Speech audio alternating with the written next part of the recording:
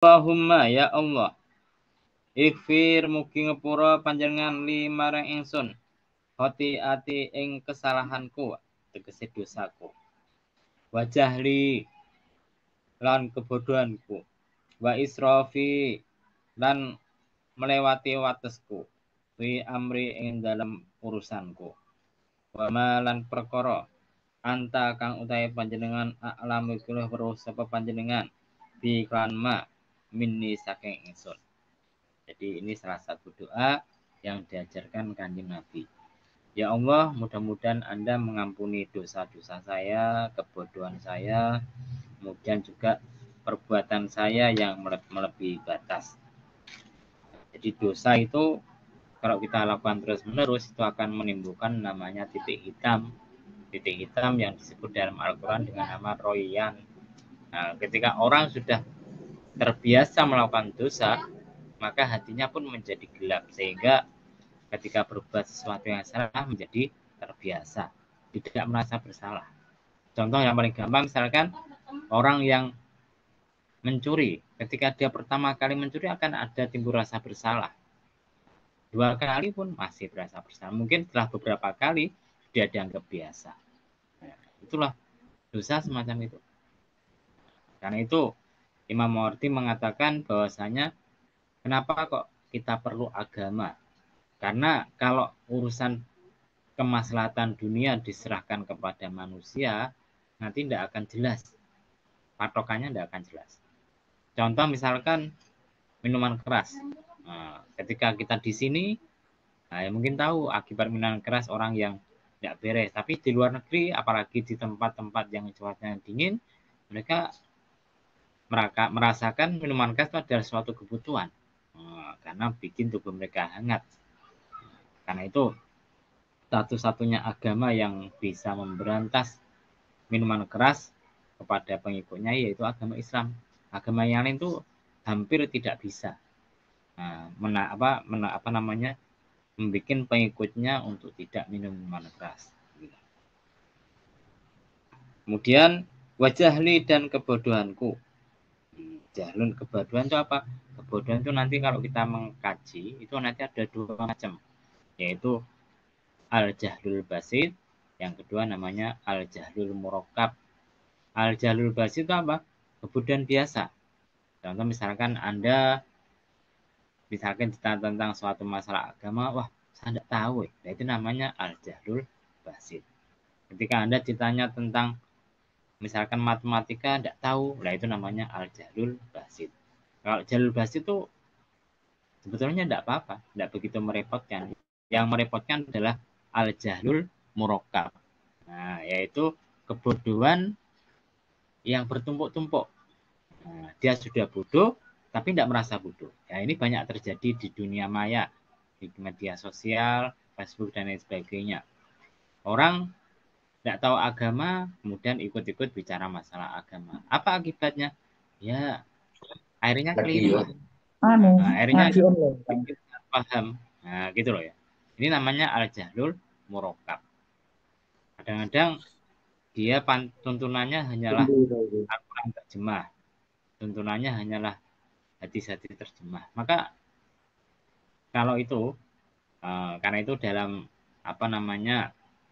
kalau kita mengkaji banyak kitab, berbagai macam kitab, misalkan kalau Anda ingin jadi ahli fikih, Anda ingin jadi ahli tafsir, Anda ingin jadi ahli hadis, Anda ingin jadi ya paman hal-hal ilmu-ilmu yang berkaitan dengan agama, maka salah satu syarat yang mutlak yang diperlukan adalah kemampuan untuk berbahasa Arab. Kemampuan berbahasa Arab. Tidak boleh Anda jadi ahli tafsir, ahli hadis, ahli fikih, tapi tidak tahu bahasa Arab. Tidak boleh. Paham ya? Kenapa? Karena ilmu-ilmu agama Islam itu didasarkan oleh Al-Quran dan hadis dan semuanya berbahasa Arab. Kalau kita tidak punya bekal ilmu bahasa Arab yang mumpuni, kalau cuma berdasarkan terjemahan, ya artinya akan bisa sesat dan karena itu kalau Kebodohan yang biasa tidak begitu merepotkan. Yang merepotkan adalah kebutuhan yang bertumpuk-tumpuk. Kalau istilahnya Imam Mawardi itu manusia dibagi menjadi 4 macam. Nah, ini Pak Nuryo sama siapa? Mas Ruslan, ya? Atau sendirian? Sama abang. Oh, apa? Jadi kalau Iya. ikut Imam Mawardi, ya, saya kembali terangkan ya. Imam Mawardi itu ada 4 macam orang. Nah, Anda bisa memilih, menilai diri Anda itu termasuk yang mana. Pertama adalah rojulun adri wa ya'lamu annahu adri. Seseorang yang tahu dan dia itu memang mengetahui kalau dia tuh tahu. Kalau kita gampangan, ada orang alim dan dia tahu kalau dia itu alim. Akhirnya kemudian dia mengajar. Akhirnya dia mengajarkan ilmunya, menyebarkan ilmunya. Kemudian ada tipe orang yang kedua. Rojulun adri wala ya'lamu annahu adri. Orang yang alim, tapi dia tidak tahu kalau dia itu alim. Contoh ada orang pinter, tidak ngajar ngaji. Nah itu rojulun adri wala ya'lamu annahu adri. Orang yang tidak alim tapi tidak tahu kalau dia dirinya alim. Nah ini banyak terjadi. Anak-anak yang lulus dari pondok, dia itu pintar agama. Nah, punya ilmu agama, tapi ketika pulang kampung, ya cuma kerja, ngurusi anak istri, tidak berjuang di masyarakat. Berjuang di masyarakat itu udah harus jadi kiai loh, udah harus jadi ustadz loh, yang ngulang ngaji lah kecil-kecilan. Nah itu namanya rojulun adri walaya lamu anu adri. Kemudian orang yang ketiga, rojulun layadri walaya lamu annahu layadri. Seorang laki-laki yang bodoh tapi dia tahu kalau dia itu bodoh. Nah, akhirnya dia kemudian mau ngaji, gitu, mau belajar karena dia merasa dirinya memang butuh ilmu. Dan yang repot itu yang nomor 4 ini. Ini banyak terjadi di masyarakat sekarang. Rojulun la yadri wa la ya'lamu annahu la yadri. Orang bodoh tapi tidak tahu kalau dia itu bodoh. Nah, itu repot. Nah, jadi dia tidak tahu agama. Maksudnya ilmu agamanya tidak begitu banyak, tapi kemudian di media sosial, di Facebook, Instagram, dan sebagainya berkuar-kuar tentang masalah agama. Contoh yang paling mudah lah, ada seorang anggota MUI atau anggota apa saya lupa ya, anggota ormas agama Islam, kemudian mentasrifkan keliru sama sekali, dicampur baur. Anda mesti pernah dengar itu. Yaitu rojulun la yadri wala ya'lamu annahu la yadri. Orang itu tidak tahu, tapi dia tidak merasa kalau dirinya tidak tahu. Karena itu Gus Ba itu pernah ditanya kalau tidak salah, kenapa Gus anak-anak pesantren kok tidak kuliah? Banyak yang tidak kuliah, tidak sarjana S1, S2, S3. Kemudian ditanya, lah pelajarannya S3 atau S itu gimana? Oh, sorop atau apa ya? Itu pelajaran MTS. Kalau Anda belajar ilmu agama di perguruan tinggi agama itu kalau sudah S1 atau S2 itu pelajarannya kalau dibandingkan dengan di pondok-pondok itu baru MTS. Berarti kalau pelajaran aliyah sama yang tinggi lagi itu ma'alim itu wah lebih luar biasa lagi di atas sarjana kan. Terus ngapain kuliah kalau pelajarannya sama? Karena itu dulu ketika Kiai Mafur mengadakan pelajaran Ma'had Ali yang katanya untuk S2 sarjana. Nah, S2 itu apa Mas Huruf?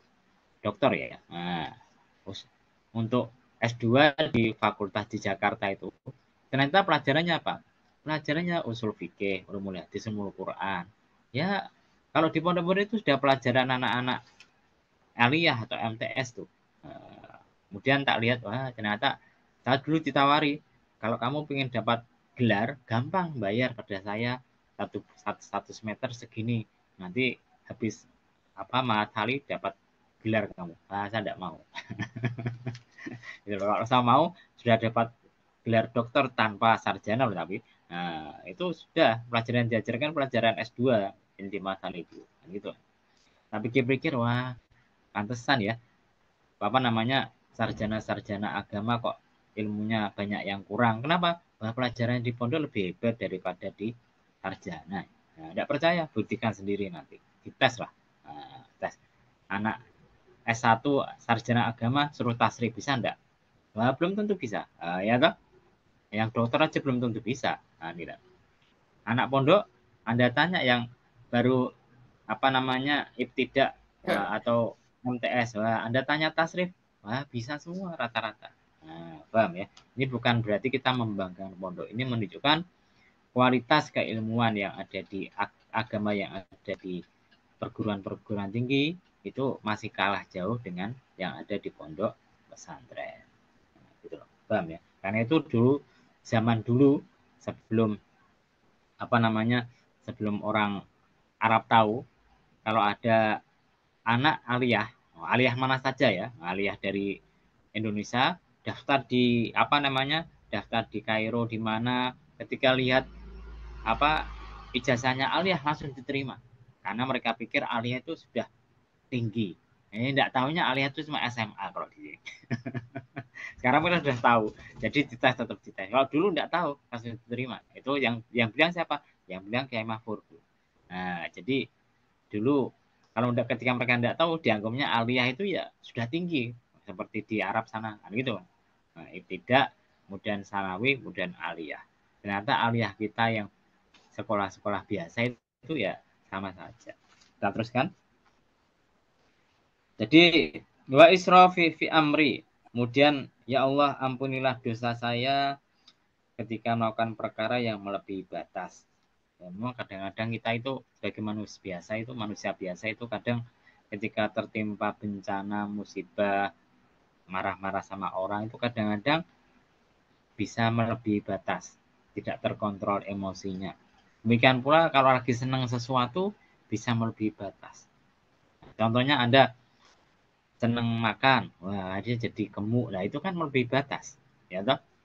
Nah, atau Pak Nuryo ini senang kopi satu hari habis satu sachet, wah itu kan sebetulnya melebihi batas. Harusnya kan makan juga kan. Nah, Betul. masih sachet ya, apa satu renteng ya, satu renteng ya. Nah, masih ya. Masih. Nah iya, itu melebihi batas Pak Nur. Nah, sebaiknya dikurangi Nggih. kan gitu kan. Gitu. Dulu saya Tapi juga udah seminggu nggak ngopi. oh, kenapa nggak ngopi ini? Nggak punya duit ya? Kalau enggak, kalau minum kopi muntah Pak. Nggak jadinya udah hampir seminggu nggak ngopi ini. Oh, Ah, ya sakit apa Pak Nuri berarti? Nggak tahu juga Pak. Nggak pernah periksa masalahnya. asam Oh, lambung ya Pak. bisa jadi asam lambung Pak. Asam lambung itu kena kopi sedikit itu langsung mual muntah. Nah, itu biasanya semacam itu. Hati-hati loh Pak Nur. Diperiksakan Iya. dulu aja. Kita itu boleh tawakal, cuma jangan terlalu tawakal teman-teman. Harus ada namanya ikhtiar. Nah, ikhtiar berobat lah. Gitu loh. Usianya berapa Pak Nuri sekarang? 63 Pak. Nah, pas lah itu. Nah, tinggal tunggu bonusnya aja. Nah, kalau bisa nunggu bonusnya Diterima ya. saja. Iya. Nah, kan memang gini, kalau kita mengkaji hadis itu ada sebagian orang yang bisa masuk surga tanpa dihisap. Kalau Anda baca keterangan para pensarah hadisnya itu agak unik. Uniknya gimana? Orang-orang yang masuk surga tanpa hisap itu, ketika mereka sakit itu tawakal semacam Pak Nuryo ini. Oh, sudah usah berobat kan? Ini kersane Gusti Allah. Nah, itu bisa masuk surga tanpa hisap, kata mereka semacam itu. Amin, amin, amin, amin. Allahumma minni saking ingsun ya. Kita teruskan. Allahumma ya Allah, ighfir mugi ngepura panjenengan li marang ingsun ma ing perkara qaddamku kang disiki sapa ingsun wa malan perkara akhartu kang ngakhirake sapa ingsun. Armas. Wa malan perkara asrartu kang delikake sapa ingsun. Wa malan perkara aklantu kang ngetokake sapa ingsun. Jadi ya Allah ampunilah dosa-dosa yang telah saya kerjakan dan mau saya kerjakan. Oh, jadi manusia kan tamak kan? Oh, tamak ingin diampuni semuanya dari Allah Subhanahu wa taala. Dan Kanjeng Nabi pun memperbolehkan bahkan mengajarkan ya Allah ampunilah dosa-dosa saya yang sudah tak kerjakan dan yang belum tak kerjakan. Karena yang namanya manusia itu mesti melakukan perkara dosa. Kadang sengaja, kadang tidak. Tidak percaya? Wah, contoh misalkan Mas Fuluk, wah, Anda nonton TV, nonton acara pengajian, atau live show dari Habib Syah dan lain sebagainya. Tujuannya bagus, oh. Di tengah iklan. Ada iklannya wanita yang tidak berjilbab. Akhirnya nonton, toh. Nah, ini dosa tidak sengaja. Nah, gitu loh. Atau Pak, siapa ini? Mas Nuzul Minggi nih. Oh, sudah mau berangkat ke pengajian, udah niatnya bagus, pakai baju koko takwa, di tengah jalan, lihat cewek pakai sepan, rok pendek. Nah, tidak sengaja lihat, dosa enggak? Nah, dosa juga tuh. Nah, karena manusia itu tempatnya salah dan dosa. Ikut Pak. Ini kan dari namanya Nabi itu pernah naik unta digoncengi sama sahabatnya. Kebetulan kebenaran Kanjeng Nabi didatangi seorang wanita yang cantik. Nah, kok tahu cantik? Karena tidak pakai cadar. Nah, kalau pakai cadar tidak ketahuan cantik enggaknya kan? Tidak pakai cadar. Maka Kanjeng Nabi ketika ditanya, ya diperhatikan. Sahabatnya yang tahu juga memperhatikan. Ketika Nabi memperhatikan sama Kanjeng Nabi, wajahnya yang sahabatnya itu langsung disuruh dipalingkan. Lihat pertama itu rezeki loh, tidak apa-apa. Lihat kedua itu ya sudah dosa. Anda sudah lihat lagi soal. Jadi misalkan Mas Nusul Minggi beda motoran, lihat cewek pakaiannya tidak genep, lihat sekali itu rezeki Mas. Ya kedua dosa sudah. Gitu ya. Nah, sudah dosa karena yang dua sudah diniati. Ya toh? Yang dua sudah diniati. Yang pertama kan tidak diniati. Karena apa namanya? Maksiat itu biasanya bermula dari mata, kemudian turun ke hati. Kan gitu kan? Nah, hati-hati lah. Nah, teruskan. Jadi, ya Allah ampunilah dosa saya yang sudah terjadi dan akan terjadi. Demikian pula dosa-dosa yang saya sembunyikan dan dosa-dosa yang saya perlihatkan. Salah satu ciri orang yang beriman tuh kalau dia berbuat dosa itu malu, tidak ditampak-tampakkan. Bukan berarti orang yang beriman itu tidak berdosa. Saya yakin orang itu mesti ada dosanya, meskipun cuma sedikit mesti ada dosanya. Cuma orang yang beriman tuh kalau berbuat dosa itu malu ketahuan sama orang lain. Nah, zaman sekarang itu ada orang berbuat dosa tuh tidak malu, tambah ditampak-tampakkan di media sosial, di Facebook dan lainnya, bahkan kadang-kadang dipamer-pamerkan, jadikan status. Ya itu kan bukan ciri orang yang beriman semacam itu. Karena itu ada salah satu yang mengatakan bahwasanya orang Islam yang hidup di akhir zaman itu akan seakan-akan menggenggam bara api. Kok bisa? Kalau Anda berpegang teguh kepada agama Islam, maka kita itu akan sulit sekali hidup. Sulit sekali hidup. Kok bisa semacam itu? Contoh, misalkan masalah bank. Dulu sudah tak ceritakan, dalam muktamar itu ada 3 pendapat masalah bank. Yang terkuat itu haram, yang terkuat ya. Nah, kemudian ada yang berpendapat boleh kalau digunakan dalam hal yang itu produktif. Masalah bank itu. Jadi misalkan Anda pinjam duit bank untuk kerja, untuk modal usaha, ikut pendapat berarti boleh. Pendapat yang ketiga tidak boleh secara mutlak, tapi ini kurang kuat. Kalau kita lihat pendapat yang terkuat itu tidak boleh, haram. Nah, sekarang kita nggak hidup di dunia tanpa ada kaitan dengan bank, bisa enggak? Sulit, Mas. Uang itu diluncurkan oleh bank. Ya toh? Anda belanja kemana-mana pakai uang, pakai duit. Nah, kalau Anda ke pasar misalkan bawa emas, kemudian beli pecel, ini tak berikan emas, kira-kira mau enggak? Ya mau banget, tapi Anda yang rugi. Ya mereka tidak punya kembalian soalnya. Kembalian uang, dikembalikan uang Anda tidak mau. Karena itu bagi ilmu kaidah usul fikih, bank itu seakan-akan semacam sudah umumul balwa. Hal yang sebetulnya tidak boleh, tapi akhirnya kemudian karena sudah merajalela kita tidak bisa menghindari, ya apa boleh buat. Contoh misalkan, mungkin ada yang bertanya, terus contohnya apa? Contohnya kotoran. Kotoran burung dara itu najis atau enggak, Mas? Najis. Najis kan? Nah, tapi coba Anda di Masjidil Haram. Begitu banyak burung dara. Banyak yang kotoran-kotoran dari sana jatuh di Masjidil Haram.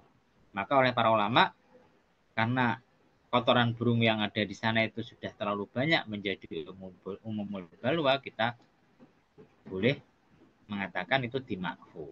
Nah, sama semacam itu. Nah, bank itu akhirnya kemudian kita anggap ya karena darurat kita tidak bisa hidup tanpa bank. Nah, maka ya menjadi darurat lah. Nah, tapi ad-darurat itu tubihul mahdurat. Nah, artinya sesuatu yang diperbolehkan karena darurat itu yukot daru bikodariha. Itu digunakan ya seperlunya saja. Contoh misalkan daging manusia itu haram dimakan. Tapi ketika terjadi gempa bumi, ada kejatuhan terjebak dalam reruntuhan, tidak ada makanan kecuali daging manusia, nah, maka boleh dimakan enggak? Kalau Anda misalkan tidak makan itu mati, maka boleh.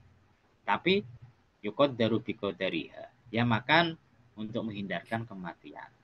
Atau misalkan kalau tidak mau, tikus lah, ya, atau binatang-binatang yang menjijikan, Anda makan, boleh. Tapi yukod daru bikodariha. Nah, caranya semacam itu. Tidak kemudian merasa enak diteruskan, tidak boleh. Nah, sama semacam orang utang bank. Orang utang bank itu memang yukod daru bikodariha. Ya dikira-kirakan sesuai dengan kebutuhan. Kalau kira-kira sudah cukup, ya itulah yang diutangkan. Nah, misalkan kalau untuk sesuatu yang konsumtif, maka kan kalau ikut pendapat yang kedua kan tidak boleh. Nah, saya lebih cenderung pada pendapat yang kedua, bahwasanya utang di bank itu diperbolehkan untuk sesuatu yang produktif. Nah, tapi kalau untuk sesuatu yang konsumtif sebaiknya jangan. Itu. Kita teruskan. Wamalan perkara. Oh, anta mafliru. Anta utai panjenengan al muqaddimu iku dat kang dhisik. Wa anta lan utai panjenengan al muakhiru iku dat kang akhir. Wa anta lan utawi panjenengan ala kulli sayin ing atase saben-saben suci. Qadirun iku kuwasa. Jadi kemudian sebagai penutup dari doa kita, kita memuji kepada Allah Subhanahu wa taala. Ya Allah, adalah zat yang pertama kali ada di dunia ini dan adalah zat yang terakhir kali ada di dunia ini. Jadi sebelum ada alam semesta itu Allah sudah ada terlebih dahulu. Nanti ketika terjadi hari kiamat, maka meninggallah semua makhluk, hancurlah semua makhluk kecuali malaikat. Malaikat Jibril, Israfil, malaikat Jibril, Mikael, Israfil, Israel. Kalau sudah salah tinggal 4 malaikat tadi. Kemudian disuruh mencabut semua nyawanya, tinggal malaikat Israel. Dan malaikat Israel itu ketika sudah selesai cabut semua, dia diam saja. Maka diomongin sama Allah. Ya malaikat Israel, kamu itu kan makhluk dari makhluk saya. Ya kamu harus mati lah. Harus mati semua. Akhirnya kemudian dia gampangannya mencabut nyawa sendiri. Ketika baru ditarik, dia sudah kesakitan. Kesakitan. Maka ketika dia merasa sakit semacam itu, dia merasa gampangannya kasihan sama umat Nabi Muhammad. Bahwa seandainya saya tahu bahwasanya sakit sakratul maut semacam ini, saya mesti lebih pelan-pelan lagi mencabut nyawanya umatnya Nabi Muhammad. Oh ini rasa sakratul maut itu sangat menyakitkan. Kan gitu kan? Jadi kemudian setelah semua makhluk meninggal, tidak ada binasa, tinggal Allah Subhanahu wa taala. Kemudian setelah itu akan terjadi masa kekosongan selama 40, cuma tidak dijelaskan ya. 40 apa? Dalam hadis cuma 40 saja. Ada yang menafsirkan 40 tahun, 40 hari, 40 macam-macam lah. Tapi yang intinya di hadis kalau dasarnya cuma 40 saja semacam itu. Kemudian wa anta ala kulli syai'in qadir. Nah, setelah terjadinya masa kosongan 40 tadi, barulah nanti terjadilah namanya alam akhirat. yaitu di pada masa dan lain sebagainya. Wa anta ala kulli